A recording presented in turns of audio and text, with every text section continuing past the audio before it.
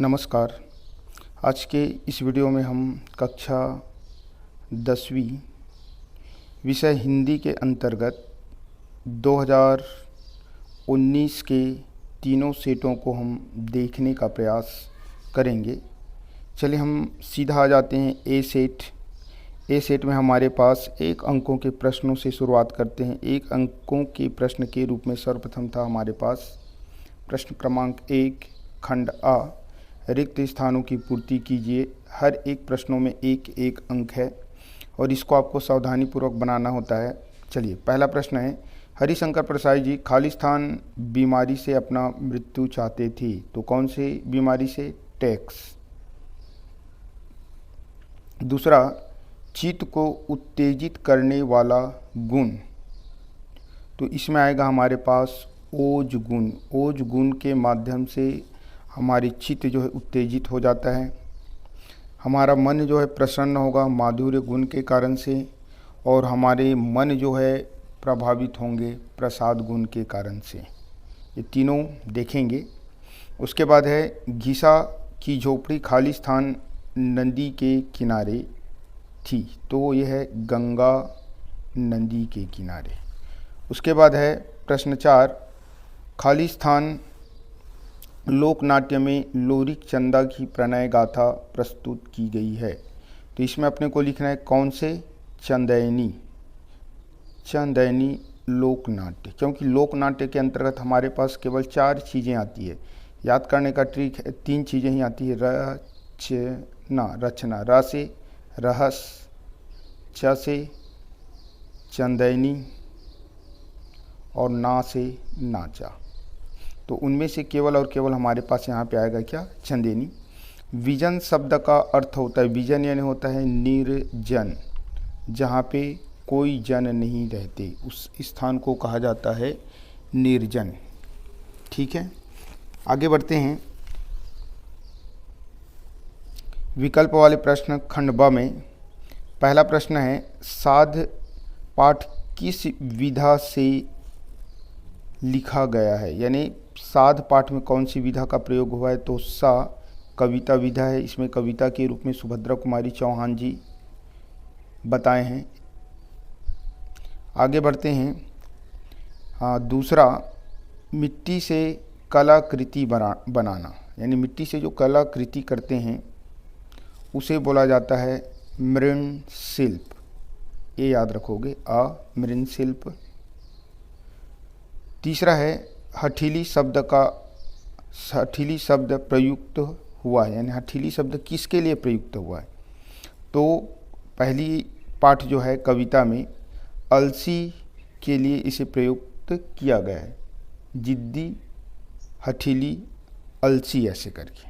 ठीक है, आगे बढ़ते हैं।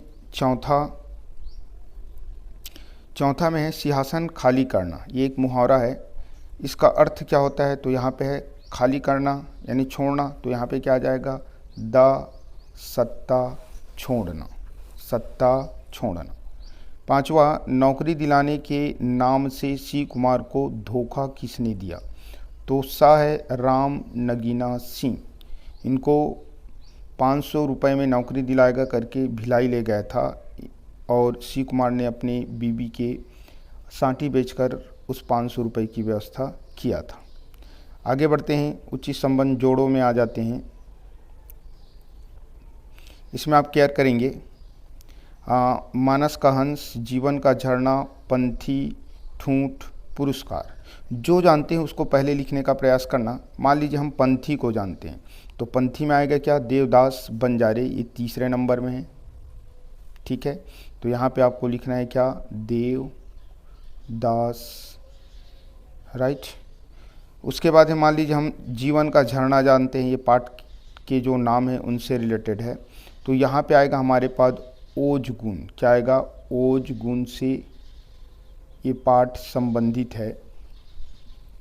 उसके बाद है 2, यहाँ पे देखिए, एक अमृतलाल नागर और एक जयशंकर प्रसाद, दोनों रचनाकार है, और यहाँ पे दिया है निर्जीवता, तो ठूंठ का पेड़ में आ जाएगा आपके पास निर्जीवता।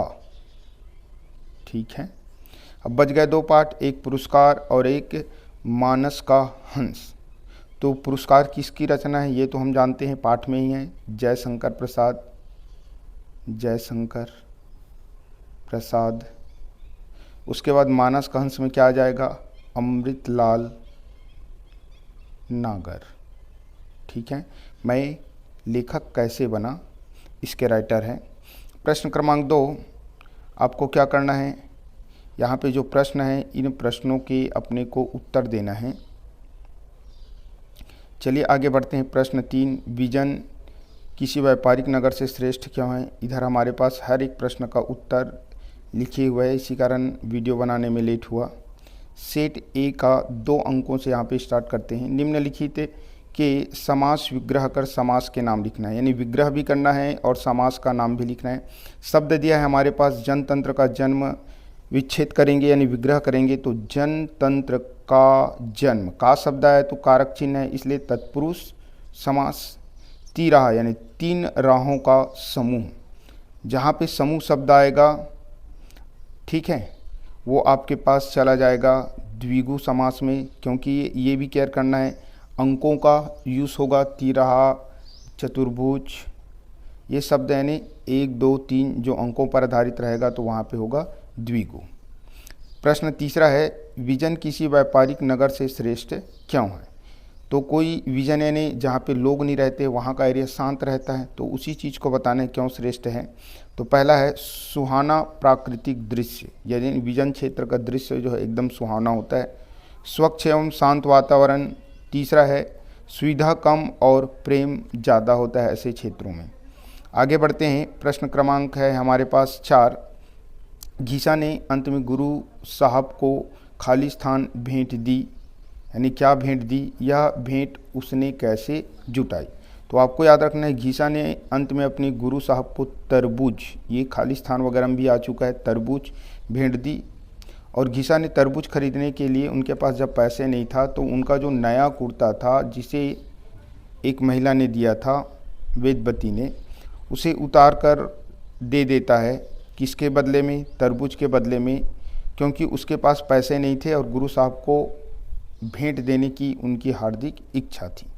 अब आ जाते हैं छायावाद के प्रमुख 2 कवियों के नाम और उनकी एक एक रचना। ठीक है, तो छायावाद के प्रसिद्ध कवि, जैसे आपके पास अभी उचित संबंध जोड़ों में ही देखे, जयशंकर प्रसाद। जयशंकर प्रसाद छायावाद के कवि थे, जिनकी रचना पुरस्कार एक है प्रसिद्ध रचना, जिसके कारण से वो फेमस हुआ, कामायनी। दूसरा है महादेवी की रचना, आप पढ़ रहे हैं पाठ में, घीसा और नीरजा। और छायावाद के 4 आधार स्तंभ कवि थे, एक है आपका प्रसाद, एक है वर्मा, एक है पंत यानी सुमित्रानंदन पंत, एक है निराला यानी पंडित सूर्यकांत त्रिपाठी निराला। ठीक है, ये 4 याद रखना। प्रश्न क्रमांक 6, वीर नारायण सिंह को अपने पूर्वजों से कौन कौन से गुण प्राप्त हुए थे। तो यहाँ पे है 3 गुण देखेंगे। पहला दृढ़ता, दृढ़ता जो है अपने कौन से पूर्वज से, तो बिसाई ठाकुर के समान।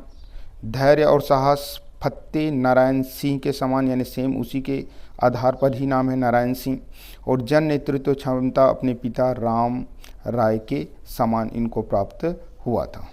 7वां में अपन आ जाते हैं, मधुलिका ने भूमि के बदले मिलने वाली राजकीय अनुग्रह को अस्वीकार कर किस प्रकार के जीवन निर्वाह को चुना और क्यों।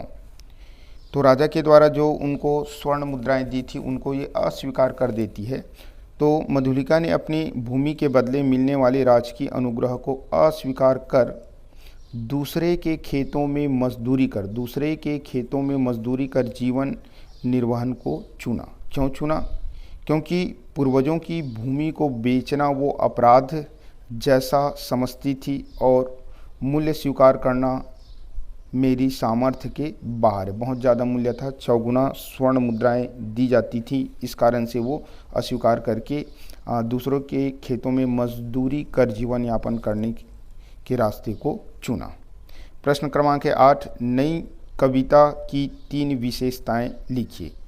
आप इसमें केयर करेंगे ये तीनों विशेषता चाहे कोई भी आए, चाहे वीरगाथा काल का है, चाहे भक्ति काल, चाहे रीति काल, चाहे आधुनिक काल। आधुनिक काल में भारतेंदु युग, द्विवेदी युग, शुक्ल युग, छायावाद, प्रगतिवाद, प्रयोगवाद या भक्ति काल के सगुण मार्गी, निर्गुण मार्गी, राम भक्ति, कृष्ण भक्ति या आपके पास प्रेम मार्गी बोला जाए या कबीरदास जी की ज्ञान मार्ग, कुछ भी आ जाए ये केयर करना।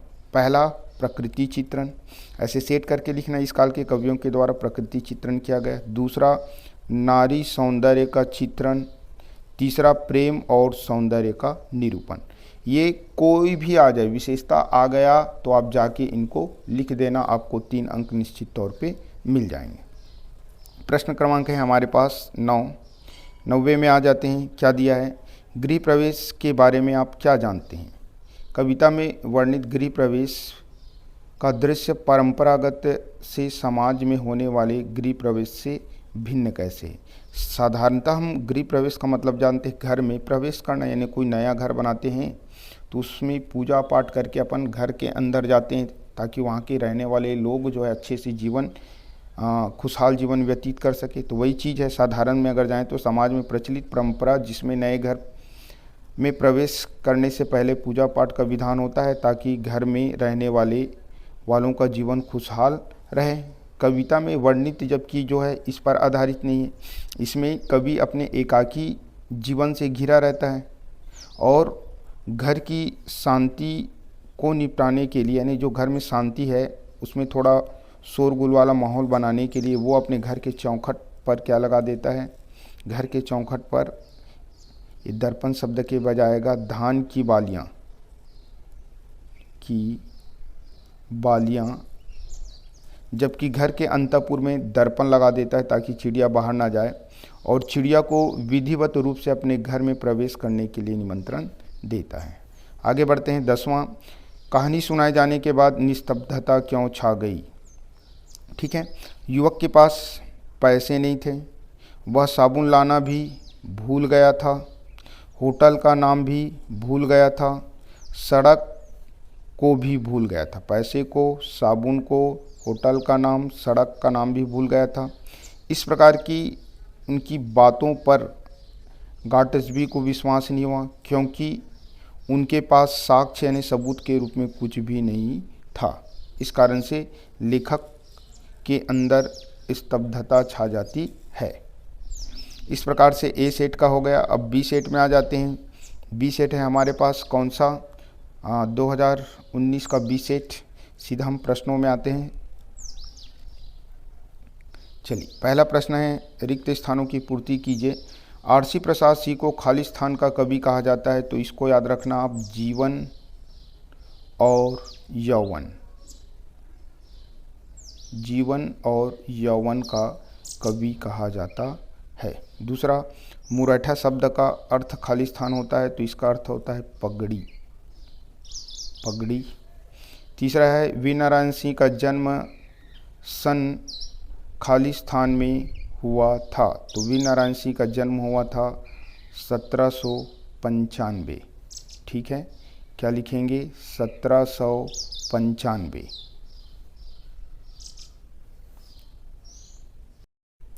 अब देखते हैं सेट बी, 2019 का सेट बी। सीधे प्रश्नों में आ जाते हैं। क्या दिया हमारे पास प्रश्न? चलिए, रिक्त स्थानों की पूर्ति कीजिए में पहला प्रश्न है हमारे पास, आरसी प्रसाद सिंह को खाली स्थान का कवि कहा जाता है, तो इनको बोला जाता है जीवन और यौवन, जीवन और यौवन का कवि कहा जाता है। ठीक है।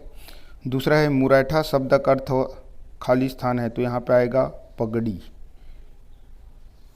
उसके बाद है तीसरा, वीर नारायण सिंह का जन्म खाली स्थान सन में हुआ था, तो 1795, सोना खान। चित्त को प्रसन्न करने वाले, यानी चित्त को प्रसन्न करना यानी आपका मन को अच्छा लगेगा, अच्छा लगेगा तो क्या आएगा? माधुर्य, माधुर्य गुण। मधुलिका के प्रेमी का नाम क्या था? अरुण, अरुण नाम था। ठीक है, जो कहाँ का रहने वाला था? मगध का। आगे बढ़ते हैं। 4 विकल्पों में से एक विकल्प चुनना है। चेहरा खिलना, ये मुहावरा है, इसका अर्थ होता है खुश होना, ये खुश होना आ जाएगा। दूसरा है माई की बगिया तपोभूमि है, किसकी तपोभूमि है माई की बगिया, तो इसमें आएगा द मार्कंडे ऋषि की। तीसरा है एक था पेड़ एक था ठूठ, खाली स्थान विधा में लिखा गया है, तो विधा का नाम है कौन सा, निबंध विधा। ठीक है, आगे बढ़ते हैं। प्रश्न क्रमांक हमारे पास है 4। जेबकतरा ने पैसे भेजे, जेबकतरा ने किसको पैसे भेजे, तो सा माँ को, लेखक के माँ को वो 41 रुपये मिला के भेजा था, 9 रुपये खुद लेखक का जेब से कटा हुआ मिला था। उसके बाद है धरती के हीरा किसे कहा गया है, तो बा मनुष्य को कहा गया है। अब अपन आते हैं उचित संबंध जोड़ों में। चलिए, इधर है घिसा, फिर सदाचार का ताबीज, बिखरे मोती, सोना खान, जनतंत्र का जन्म। तो मैचिंग करते हैं, जिसको आप जानते हैं उसको पहले मैच कर दो। जैसे घिसा पाठ के अंतर्गत क्या आता है हमारे पास, महादेवी वर्मा, ये पहला का उत्तर हुआ। दूसरा जैसे हम सोना खान जानना चाहते हैं, ये चौथा वाले में, तो सोना खान में क्या आएगा, शहीद वीर नारायण सिंह, चौथा में। उसके बाद है जनतंत्र का जन्म, ये भी पाठ से रिलेटेड है, तो क्या आएगा हमारे पास, है ना, रामधारी सिंह दिनकर, ये पांचवा में चला गया। अब 2 बचा, एक है सदाचार का ताबीज और दूसरा है हमारे पास कौन सा, बिखरे मोती। तो सदाचार का ताबीज में आएगा कौन सा, हरिशंकर परसाई, ये दूसरा में चले जाएगा। और लास्ट है इसमें हमारे पास है कौन सा, बिखरे मोती, वो किसका हो जाएगा, सुभद्रा कुमारी चौहान जी का। इस प्रकार से हो गया उचित संबंध जोड़ो। अब प्रश्नों के उत्तर में आ जाते हैं, हमारे पास क्या क्या है। दूसरा प्रश्न है अलसी के मनोभाव का वर्णन करो। सीधा प्रश्न और उत्तर इधर हमारे पास है, वो देख लेते हैं। सेट नंबर बी का 2 अंकों के प्रश्न, अलसी के मनोभाव का वर्णन कीजिए। किसके मनोभाव का वर्णन करने की बात की गई है, अलसी। अलसी के पौधे की कमर लचीली, देह पतली, स्वभाव से हठीली है। जो भी उनके नीले फूल छुए हृदय का दान कर दे, यानी उनके जो नीले फूल को छूते हैं तो वो अपना जो रंग है छूने वाले के हाथों में क्या कर देता है, छोड़ देता है। तो उसी को बोला है कि जो भी उनको छुएगा वो अपने हृदय का दान कर देगा। तीसरा है भारतेंदु जी के नाम को छोड़कर, भारतेंदु के किन्हीं 2 साहित्यकारों का नाम लिखिए। ये भारतेंदु हरिश्चंद्र के नाम को छोड़ना है। तो यहाँ पे देखिए, पहला है प्रताप नारायण मिश्र, दूसरा है कौन सा, जगमोहन सिंह, और तीसरा है राधा चरण गोस्वामी। उसके बाद है प्रश्न क्रमांक 4, सूनापन दूर करने के लिए कवि कौन कौन से उपाय करता है।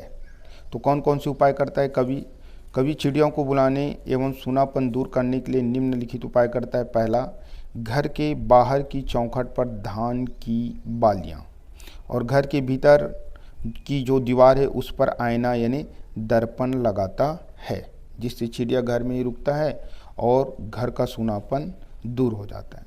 उसके बाद है समास विग्रह देखते हैं,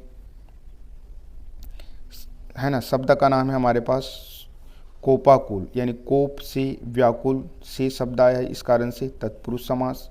जंतर मंतर, तो जंतर और मंतर, तो इसमें आ जाएगा द्वंद्व समास, दोनों प्रधान है इसलिए। छठा प्रश्न है मधुलिका ने पुरस्कार के रूप में राजा से प्राणदंड क्यों मांगा, राजा से प्राणदंड क्यों मांगा। तो मधुलिका बंदी पर क्या था, आसक्त था, यानी यहाँ पे अरुण शब्द लिख सकते हैं। बंदी अरुण पर क्या था, आसक्त थी, परंतु वह कौशल को मगध के आक्रमण से बचाना चाहती थी। उसने अरुण के साथ प्राणदंड इसलिए मांगा ताकि वह अरुण के प्रेम का बदला चुका सके। एक देशद्रोही पर आसक्त थी, इसलिए वह स्वयं बंदी अरुण के पास जाकर खड़ी हो गई। ठीक है, यानी इसमें यह बताने का प्रयास किया है कि मधुलिका जो है अरुण से प्रेम करती थी अब मधलिका के कारण से ही अरुण जो है बंदी हुआ था, क्योंकि वो अपने देश को, जो विरोधी देश है, उसका गुलाम नहीं बनाना चाहता था, यानी कोसल राज्य को मगध के हाथों में नहीं जाने देना चाहता था। इस कारण से अपने प्रेमी को पकड़वाए, जिसके कारण से उनके बदले में अरुण के साथ वो भी अपना प्राण दंड मांगती है और उसके पास जाके खड़ी हो जाती है, दोनों का धर्म निभाती है वो। प्रश्न क्रमांक है 7 में अपन आ जाते हैं। कौन सा? बोला है कि छत्तीसगढ़ के 6 लोक विधाओं के नाम लिखिए। विधा यानी होता है प्रकार, तो जितने भी हम पढ़े थे उनमें से कोई 6 लिखना है। जैसे गौरा हो गया, उसके बाद विवाह, ददरिया, सुवा, भोजली, जंवारा, भजन, पंडवानी, देवार गीत, ढोला मारू, भरथरी, चंदैनी, बांस गीत।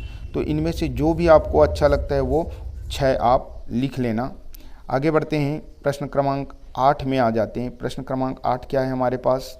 अंग्रेज़ों के दावत पर आने से पहले बाबा ने, यानी लेखक अमृतलाल नागर के बाबा ने कौन सी तस्वीर हटा दी? उन्होंने उस तस्वीर को क्यों हटवाया? अपने विचार लिखिए।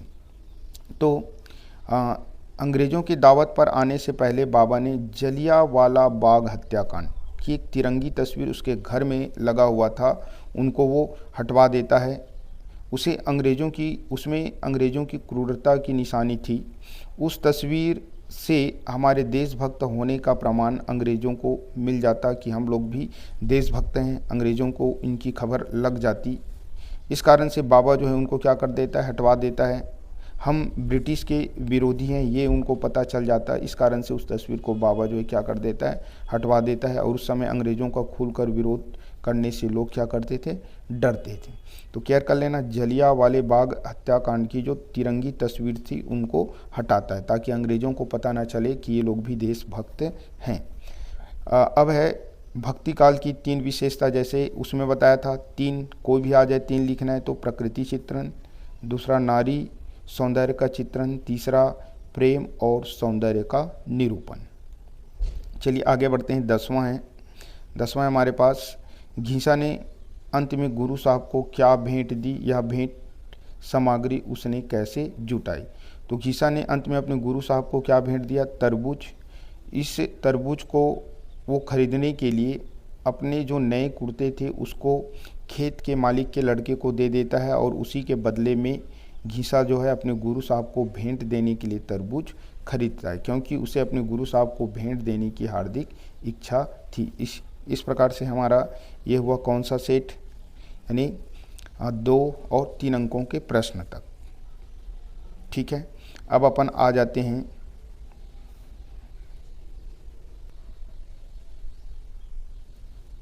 अब देखते हैं 2019 का सी सेट हिंदी में। इसमें क्या दिया है? सीधे प्रश्नों में आ जाते हैं। 1 अंकों के प्रश्न पहले देखेंगे। तो पहला प्रश्न है, क्या दिया है? नर्मदा कुंड से 6 किलोमीटर की दूरी पर खालिस्तान ऋषि की तपस्या भूमि है। तो यहाँ पे आएगा कपिल। कौन से ऋषि का? कपिल ऋषि का तपस्या भूमि है। जीवन में सूखा कविता की भाषा। तो यहाँ पे ये सूखा शब्द जो दिया, ऐसा तो कोई कविता हमारे बुक में नहीं है। तो यहाँ पे अगर बोला जाए कि जीवन की झरना, तो वहाँ पे आपके पास आएगा क्या? सरल, प्रवाह और भाव के अनुकूल है भाषा। ठीक है, उसके बाद आएगा भारत में जनतंत्र के स्थापना के लिए खालिस्तान का अभिषेक करना चाहिए। तो किसका अभिषेक करना चाहिए? जनता का अभिषेक करना चाहिए, यानी जनता का राज्याभिषेक करके जनतंत्र लाना चाहिए। चौथा है, माँ अपनी पुत्री को खालिस्तान में झांकने की शिक्षा देती है। तो माँ अपनी पुत्री को पानी में झांकने की शिक्षा देती है। चित्त को प्रभावित करने वाले के अंतर्गत आएगा प्रसाद गुण। ठीक है, प्र से प्रभावित और प्र से प्रसाद। उसी प्रकार से आपके पास जो उत्तेजित वाला था वो ओज, और प्रसन्न वाला, प्रसन्न होंगे तो मधुर लगेगा, मधुर यानी माधुर्य, ऐसे सोचोगे। उसके बाद है सही विकल्प वाले में कौन सी बीमारी का इलाज डॉक्टरों के पास नहीं है? तो टेक्स की बीमारी का इलाज डॉक्टरों के पास नहीं है। उसके बाद आगे बढ़ते हैं। तो दूसरा है दिमाग चकराने लगा। इसका मुहावरों का जो अर्थ है वो क्या है, दिमाग चकराने लगा यानी द कुछ समझ में नहीं आना। उसके बाद है कल्लोनी शब्द का प्रयोग किसके लिए हुआ है, तो यहाँ पे कल्लोनी शब्द का प्रयोग हुआ है ब नदी के लिए। आगे बढ़ते हैं, तीसरा प्रश्न है, चौथा, खिड़की से लेखक को सर्वप्रथम क्या दिखाई दिया। लेखक जब पलंग में बैठा हुआ था, जहाँ पे वो रुका था वहाँ, तो खिड़की से उन्हें सर्वप्रथम बांज का पेड़ दिखाई दिया। उसके बाद वो खिड़की के पास गया तो उनको क्या दिखाई दिया था, पेड़ का ठूंठ यानी एक ठूंठ दिखाई दिया था दूसरी बार में। पांचवा, गृह प्रवेश कविता के कवि के मन में व्यथा क्या है, कौन सी व्यथा है, तो वो अपने अकेलापन को दूर करना चाह रहा था, तो अकेलापन। अब अपन उचित संबंध जोड़ों में आ जाते हैं। चलिए, क्या है, अरुण शक्ति की आराधना, गोधूली युग की गंगा, ये जिंदगी फिर चमक जाए। तो अरुण का संबंध किससे है, तो यह है हमारा पुरस्कार पाठ से, यानी पहला आ गया। शक्ति की आराधना चैत और आपका कुंवार नवरात्र में पूजा की जाती है, तो उसमें जमारा गीत गाए जाते हैं, तो ये दूसरा। गोधूली पाठ यह है आपका तीसरा में H मुनरो। उसके बाद ये जिंदगी फिर चमक जाए, तो इसकी रचनाकार है भगवती लाल सेन, पांचवा। बच गए युग की गंगा, किसकी रचना है, तो यह आ जाएगा केदारनाथ अग्रवाल, चौथा। ठीक है, आगे बढ़ते हैं। प्रश्न क्रमांक 2, माटी वाली का एक रोटी को छिपाना उनकी किस मनः दशा की ओर संकेत करती है, तो अपन सीधा लिखे हुए प्रश्नों में आ जाते हैं। यह हमारे पास प्रश्न क्रमांक पहला, किस मनोदशा की ओर संकेत करती है, तो उसको है उत्तर क्रमांक में देखते हैं। माटी वाली का एक रोटी छुपाना अत्यंत गरीबी और पति प्रेम की मानसिक स्थिति की ओर संकेत करता है। ये दो शब्द आना चाहिए आपके आंसर में, एक है अत्यंत गरीबी और दूसरा पति प्रेम। तीसरा प्रश्न है, समास विग्रह कर समास का नाम लिखना है। उनमें से पहला है नीलांबर, नीला है जो अंबर यानी कर्मधारय समास। त्रिभुवन, तीन भवनों का या तीन भुवनों का समूह यानी त्रि शब्द आया, तो यहाँ पे आ जाएगा कौन सा, द्विगु। आगे बढ़ते हैं, द्विवेदी युग के 2 साहित्यकारों के नाम लिखिए, तो इसमें एकदम इजी है, यहाँ पे 3 लिख दिया, हमको 2 लिखना है। माँ अक्षर से ही सब, माँ अक्षर से है महावीर प्रसाद द्विवेदी, महावीर प्रसाद द्विवेदी। दूसरा है माखनलाल चतुर्वेदी और तीसरा है मैथिली शरण गुप्त। ये दोनों राष्ट्र कवि के नाम से जाना जाता है। उसके बाद आ जाते हैं प्रश्न क्रमांक 5, 6, 7। ये है हमारे पास पांचवा, तुरतुरिया नामक स्थान क्यों प्रसिद्ध है, तो तुरतुरिया नामक जो गांव है वो स्थान जो है क्यों फेमस है, तो देख लेते हैं। छत्तीसगढ़ वर्तमान बलौदा बाजार जिले में स्थित है, यानी तुरतुरिया जो है छत्तीसगढ़ के जो वर्तमान बलौदा बाजार जिला है उसमें स्थित है। इससे पहले बलौदा बाजार जो है रायपुर जिले में आता था। वाल्मीकि का आश्रम, कविता की पहली ऋचिका यहीं से फूटी। साथ ही साथ आदि शंकराचार्य के गुरु जिसका नाम क्या था, पाद स्वामी, का जन्म स्थली भी है यही। उसके बाद लव कुश का जन्म स्थली, लव कुश के ने यहीं पे अश्व को पकड़ा था, इस कारण से ये स्थान फेमस है। देखो क्या क्या पकड़ना है, केयर कर लें। पहला तो इनका स्थिति बताना कि ये जो है कहाँ है, तो पहला बताओगे कि छत्तीसगढ़, यानी छत्तीसगढ़ के वर्तमान बलौदा बाजार जिले में आता है, ये क्यों फेमस है। तो दूसरा, वाल्मीकि का आश्रम यहाँ है, दूसरा। तीसरा, कविता की पहली ऋचा यहीं फूटी, ये तीसरा। ऐसे एक एक करके लिखना। चौथा, आदि शंकराचार्य के गुरु गोविंद पाद स्वामी जी का जन्म स्थली, ये चौथा। पांचवा लिखना, लव कुश का जन्म स्थली। छठा लिखना, लव कुश ने अश्वमेघ के अश्व को यहीं पकड़ा, ये 6। ऐसे टॉपिक डाल के लिखना। मिक्स हो गया है, मैं इनको अलग अलग ही लिखने के लिए देखा था। आगे बढ़ते हैं। प्रश्न क्रमांक 6, प्रेम की प्रिय भूमि को अधिक उपजाऊ क्यों बताया गया है, तो प्रेम की प्रिय भूमि को उपजाऊ इसलिए बताया क्योंकि प्राकृतिक संपदाओं से परिपूर्ण यह निर्जन भूमि प्रेम से परिपूर्ण है। निरंतर यहाँ जल प्रवाहित होती रहती है, जिसके कारण से भूमि जो है अधिक क्या है, उपजाऊ बनता है। आगे बढ़ते हैं। वही हमारा फिर आ गया, रीतिकाल की 3 विशेषता लिखे, बस वही को लिखना है। चरित्र चित्रण, नारी सौंदर्य का चित्रण, प्रेम और सौंदर्य का चित्रण, ये आ जाए तो आप बिल्कुल लिख देना। उसके बाद है 8वां, जिसकी नौकरी छूट गई हो उसके लिए 900 रुपये से कम नहीं होते। लेखक ने ऐसा क्यों कहा? लेखक ने कहा जिसकी नौकरी छूट चुकी हो उसके लिए 9 से कम नहीं होती, क्योंकि आर्थिक अभाव में एक एक पैसे की कीमत होती है। कहानी के नायक के जेब में 9 रुपये थे, वह भी पाकिट कट गई तो वह पूर्णतः लाचार हो गया था। यानी जिसके पास एक भी पैसे नहीं, एक एक पैसे के लिए मोहताज होना पड़ता है, उसके लिए 9 रुपये जो है 900 के बराबर होता है। क्योंकि जो लेखक था उनका क्या हो गया था, पॉकेट कट गया था, 9 रुपये था वो भी जेब कतरा ने काट दिया था, जिसके कारण से वो आर्थिक तंगी में आ गए और वह पूर्णतः क्या हो गया था, लाचार हो गया था। आगे बढ़ते हैं। प्रश्न क्रमांक 9 क्या दिया है? वीर नारायण सिंह में कौन से मानवीय मूल्य दिखते हैं जो उन्हें अद्वितीय बनाते हैं? तो क्या क्या मानवीय मूल्य है? पहला, सादा जीवन व्यतीत करना, एकदम सादा और सिंपल से जीवन व्यतीत करता था। इनका घर कोई महल नहीं था बल्कि एक झोपड़ी में रहते थे। दूसरा है, जन संपर्क में विश्वास रखते थे, अपने जनता के नज़दीक जाकर उन लोगों से मिलना जुलना रखता था। लोकोत्सव में शामिल होते थे, जैसे होली है, दीपावली है तो अपने प्रजा के साथ मनाते थे। लोक कल्याणकारी नीति बनाते थे, ऐसे नीति बनाते थे जिससे उनकी जनता को फ़ायदा हो। ठीक है।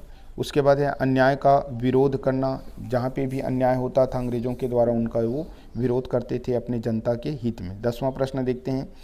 लेखिका ने ईश्वर की तुलना बूढ़े आदमी से क्यों की?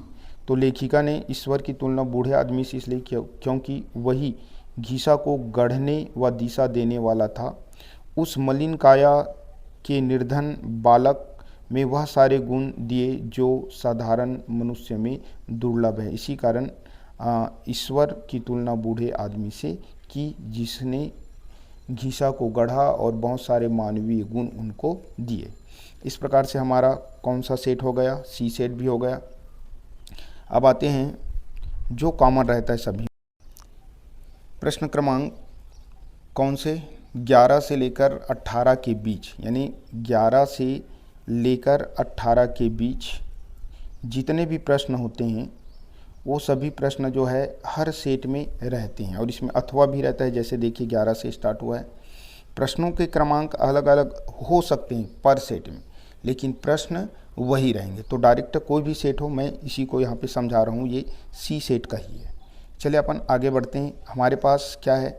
नर्मदा सूख जाएगी तो हम लोग कैसे बच सकेंगे? वनवासी स्त्री द्वारा यह बात क्यों कही गई थी, लिखिए। तो चलिए अपन देखते हैं यहाँ पे ये नर्मदा वाले इसका उत्तर है ये वाला 11वां का। वनवासी स्त्री यानी वनवासियों का जीवन का एकमात्र आधार नर्मदा ही है। उनके जल से ही कृषि उत्पादन, यानी उनके जल पर ही कृषि उत्पादन निर्भर है। वन संपदाओं से युक्त वस्तुएं, खनिज वहाँ से जन जीवन का आधार है। यदि नर्मदा सूख जाएगी, यानी नर्मदा का जल सूख जाएगी, तो उन पर आश्रित लोगों का जीवन क्या होगा? प्रभावित होगा। कहने का अर्थ यह कि नर्मदा नदी के जल से ही वहाँ के लोगों की कृषि उत्पादन होते हैं। नर्मदा नदी के जल को ही वो लोग अपने दैनिक जीवन में उपयोग करते हैं। नर्मदा नदी के जल से ही वन संपदा जो है हरे भरे होते हैं, फल फूल देते हैं। यदि नर्मदा सूख जाएगी तो मान के चलिए कि वनवासियों का जीवन जो उन पर आश्रित है वो निश्चित तौर पे क्या होगा? प्रभावित होगा। उसके बाद है बादल को घिरते देखा है, कविता के चरित्र चित्रण अपने शब्दों में लिखे। तो ये अथवा वाला है, कोई एक बनाना है, या तो इसको बनाना है या तो इसको। तो बादल को घिरते देखा है कविता के प्राकृतिक चित्रण में क्या बोला गया कि बसंत ऋतु के प्रातः काल हवा जो है धीमी धीमी गति से प्रवाहित होती है। उगते हुए सूरज की किरण जब श्वेत हिमगिरी पर पड़ता है तो स्वर्णिम दिखाई देता है। पर्वतों की चोटियों पर इन किरणों के पड़ने से चारों ओर स्वर्णिम आभा यानी सब जो है सोने के समान यानी स्वर्ण की आभा बिखरी हुई ऐसे उनको प्रतीत होता है। प्रातःकाल सूर्य के आगमन से अभिशप्त चकवा चकवी अपना क्रंदन बंद कर देता है और सरोवर के आसपास प्रणय क्रीड़ा करते हैं। यानी चकवा चकवी एक पक्षी है जिनको श्राप मिला है कि जैसे ही चंद्रमा दिखता है वो दोनों नर मादा एक दूसरे से बिछड़ जाते हैं और जब तक चंद्रमा रहते हैं तब तक बिछड़ते हैं, सवेरे होने पर पुनः वो एक दूसरे से मिल जाते हैं। चलिए आगे बढ़ते हैं। प्रश्न क्रमांक है हमारे पास 12। 12वां में क्या क्या प्रश्न है? 2 प्रश्न है। एक है कौन सा? फैक्ट्री में काम करने वाले मजदूर घायल हो जाए, दुर्घटनाग्रस्त हो जाए, दिव्यांग हो जाए तो उनके मालिकों का क्या जिम्मेदारी है? तो यहाँ पे देख लेते हैं क्या क्या उनके मालिकों की जिम्मेदारी होती है। साथ ही साथ प्रश्न क्रमांक हमारे पास 12 का जो अथवा है उससे पहले वाले में इसमें ये बताने का प्रयास किया गया है। देखिए क्या बताया है। चलिए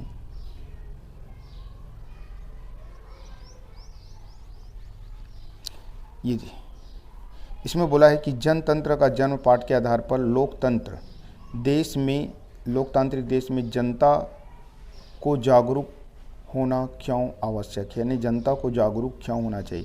तभी तो हम किसके ऊपर नियंत्रण कर पाएंगे? हमारे जो शासक वर्ग है, जैसे हमारे देश में वर्तमान में प्रधानमंत्री है, मुख्यमंत्री, मंत्री है, उन पर नियंत्रण कर पाएंगे। वही चीज़ है, किसी भी लोकतांत्रिक देश में नागरिकों का जागरूक होना इसलिए आवश्यक है क्योंकि लोकतंत्र की सफलता की नींव जनता पर ही टिकी होती है। अगर जनता जागरूक है, अगर वो जनता शिक्षित है तो अपने शासकों पर नियंत्रण रख सकता है। उसके बाद फैक्ट्री वाले में आ जाते हैं। फैक्ट्री के काम में अगर घायल, दुर्घटनाग्रस्त, दिव्यांग मजदूर हो जाते हैं तो मालिकों का क्या कर्तव्य? पहला, मजदूरों का बीमा करवाना चाहिए। दूसरा, घायल मजदूरों का इलाज की व्यवस्था करनी चाहिए। तीसरा, अपाहिज मजदूरों को मुआवजा देना चाहिए। चौथा, घायल अपाहिज मजदूरों के परिवार वालों को आर्थिक सहायता देना चाहिए। और पाँचवा, मजदूरों की स्वास्थ्य, सुरक्षा, इलाज सबकी व्यवस्था होनी चाहिए। चलिए आप केयर करना, यहाँ पे कैसे देखोगे? पहला ये देखना कि बीमा शब्द को पकड़ना। दूसरा, घायल मजदूरों का क्या? इलाज, घायल हो गए तो इलाज, ठीक है। अपाहिज हो गए तो उनको मुआवजा, और घायल और अपाहिज दोनों हो गया तो उनके परिवार वालों को आर्थिक मदद भी मिलना चाहिए। इलाज के साथ साथ मजदूरों के स्वास्थ्य, सुरक्षा और इलाज की व्यवस्था की जानी चाहिए। आगे बढ़ते हैं।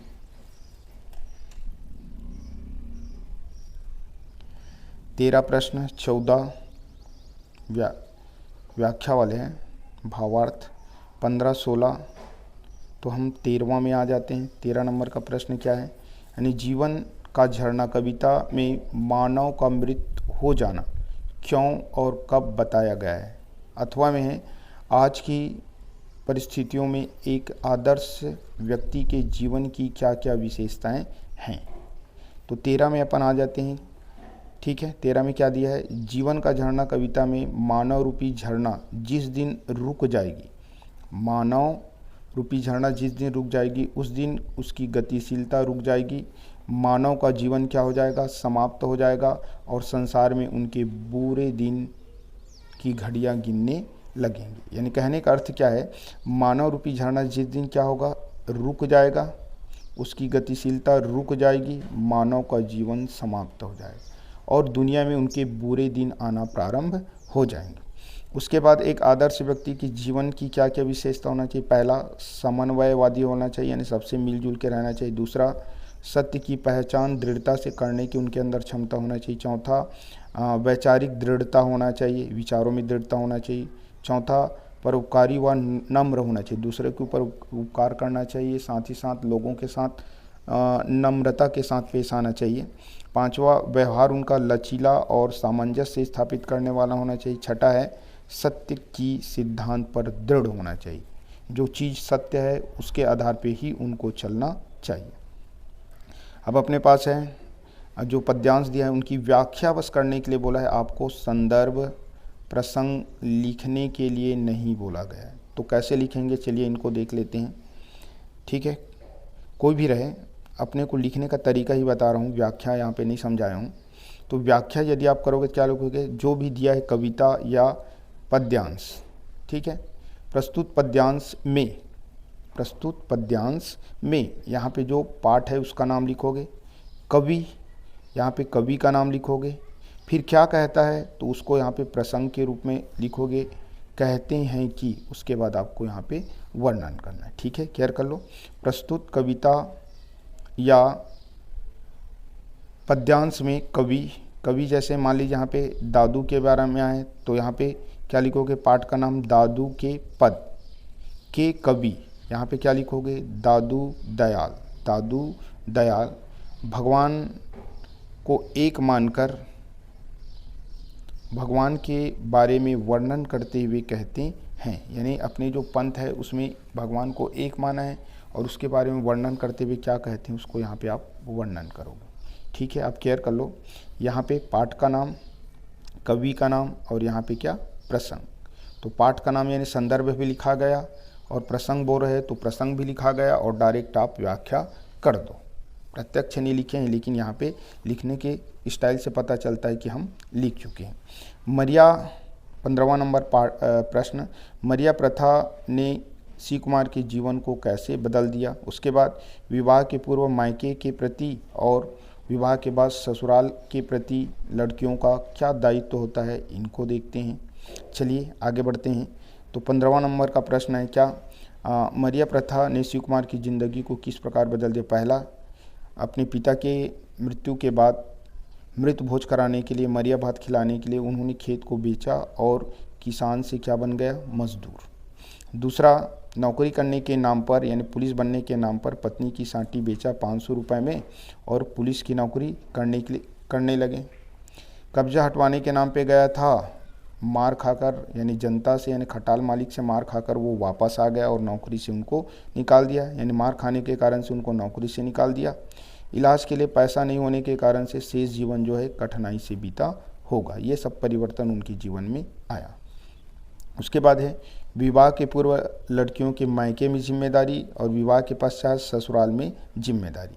तो अपने माता पिता के घर मायके में जब वो रहती है तो घर के बड़े बुजुर्गों की सेवा व मदद करनी चाहिए, माता पिता जो भी काम करते हैं उसमें सहायता करनी चाहिए।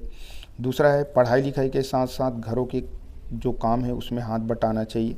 तीसरा है घर के सभी सदस्यों के साथ मर्यादित व्यवहार करना चाहिए, लड़कियों का व्यवहार अच्छा होना बेहद ज़रूरी है। इसके अतिरिक्त आप अपने मन से बहुत सारे लिख सकते हैं, जो भी लिखना चाहें शब्द सीमा के आधार पर लिख लेना। उसके बाद ससुराल में क्या क्या काम करना ये देख लेते हैं। परिवार के अनुशासन में रहना तथा बड़ों का बात मानना। आप दूसरे घर में गए हैं, अपने आप को तो वहाँ ढालना पड़ेगा, परिवार में जो नियम कानून है उनके आधार पर चलना पड़ेगा और ससुर है, सास है, पति है, उनके बातों को भी मानना पड़ेगा। दूसरा है बड़े बुजुर्गों की देखभाल करना। घर में अगर कोई आपके जो ससुर है उनके पिताजी है, माताजी है तो उनका भी सेवा वगैरह करना है, छोटे बच्चों का देख रेख करना है। उसके बाद परिवार के लोगों के बीच सामंजस्य स्थापित करना है, एक दूसरे के साथ मिलजुल कर आपको आगे बढ़ना है। और भी लिख सकते हैं आप लोग। आगे बढ़ते हैं। निबंध। जब भी आप निबंध लिखोगे तो इसमें आपको केयर करना है कि निबंध लिखते समय 2 अंक प्रसंग में रहता है, 4 अंक बीच के वर्णन में और 2 अंक आपका उपसंहार में रहता है। तो केयर करना है, इसको कम से कम 8-10 लाइन, उपसंहार को भी 8-10 लाइन और ये वाले को आप 2 टॉपिक में डालकर लिखोगे। यानी कुल मिला के आप इसको जब भी लिखोगे तो 1.5 पेज, 1 पृष्ठ और 1 पृष्ठ का आधा, यानी 1.5 पृष्ठ आप लिखोगे। ठीक है, आगे बढ़ते हैं। कौन सा है अपठित गद्यांश। इसको हल करने का अलग अलग तरीका है, लेकिन मैं आप लोगों को यही सजेशन दूंगा। पहले आप प्रश्न को पढ़ना, प्रश्न को पढ़ने के बाद, सब प्रश्न को पढ़ेंगे, एक ही प्रश्न नहीं, सभी प्रश्न को पढ़ने के बाद आपको क्या करना है, गद्यांश को पढ़ना है और गद्यांश में कुछ जो उत्तर मिलेंगे उनको आपको टिक लगाएंगे। लेकिन याद रखना, आप लोग क्या गलती करते हैं, जैसे गद्यांश में यहाँ से यहाँ तक जो भी चीज़ दिया है सेम टू सेम उतार देते हैं, वो गलत साबित हो जाता है। तो आपको क्या करना है, जो चीज़ें प्रश्न में मिलेंगी उन चीज़ों को लिखो, उसके बाद जो गद्यांश में मिल रहा है उसको वहीं पे ले जाके डाल दो। चलिए, पहला प्रश्न, शीर्षक। शीर्षक या तो शुरू के 1-2 लाइन में मिलेंगे या अंतिम में मिलेंगे। दोनों जगह नहीं मिलेगा तो जो चीज़ें बार बार प्रयोग होगा उसी को शीर्षक के रूप में लिखेंगे। इस गद्यांश में बार बार धर्म शब्द का प्रयोग हुआ है तो इसका शीर्षक हो गया धर्मेणे। शीर्षक यानी पाठ का नाम, टाइटल, एक शब्द, दो शब्द या तीन शब्दों में लिखने का प्रयास करना है। उसके बाद है धर्म के प्रति संसार कैसा भाव, धर्म में संसार के प्रति कैसा भाव निहित होता है। कैसा के जगह में आपको वहाँ से ढूंढ के लिखना है। तो धर्म में संसार के प्रति ये कैसा के जगह में क्या है, सद्भावना का भाव निहित होता है, ऐसे सेट करके लिखना है। संसार के सभी धर्मों के रूप को एक जैसा क्यों बताया गया है। तो संसार के सभी धर्मों का मूल क्या है, एक है। सभी धर्म के सभी प्राणियों के साथ उचित व्यवहार सिखाते हैं, यानी हर धर्म जो प्राणियों के साथ उचित व्यवहार सिखाते हैं। आगे बढ़ते हैं। तीसरा प्रश्न, चौथा, सभी प्राणियों में किस आधार पर समानता दिखाई देती है। तो सभी प्राणियों में एक प्राण स्पंदन, रक्त का रंग एक ही होना, सुख दुख के भाव सबके अंदर जागृत होना, इसके आधार पर समानता दिखाई गई है। उसके बाद है पांचवा, इंसानियत का धर्म व्यक्ति को क्या क्या सिखाता है।